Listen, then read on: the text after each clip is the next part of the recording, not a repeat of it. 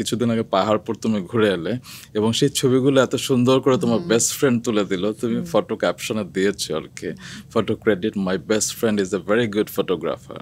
Best ফ্রেন্ডটা কি? Best friend আমরা পাহাড়পুরে মানে একটা দাওয়াতে গিয়েছিলাম, আর অনেকে ছিল ওখানে, অনেক বড় ভাই ভাবিরা ছিলেন।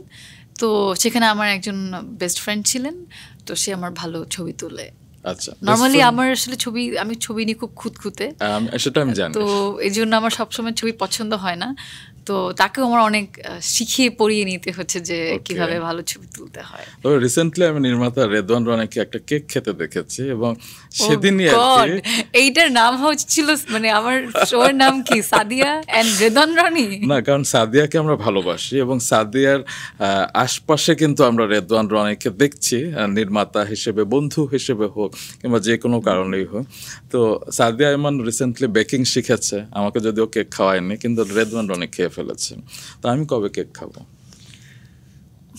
না মানে আমার প্রথম বেক করা কেক, আমি শুধু স্পেসিফিক একজন মানুষকেই না, আমি আমার কাছের যত মানুষ আছে আমি সবাইকেই, অন্যরা কিন্তু পোস্ট করেননি না, আমার যেমন আমার কাজিন, আমার খালামণিদেরকে আমি কেক বানিয়ে সবাইকে যতটুকু পেরেছি যে একটু একটু করে দিয়ে আসি, যে আমার প্রথম একটা জিনিস বানিয়েছি যে সবাই একটু খেয়ে এটা এনজয় করুক, মানে আমি ভালো কিছু একা খেতে পারি না, নিজের বানানো বিশেষ করে।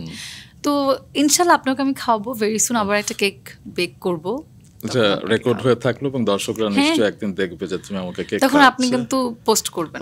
অফকোর্স।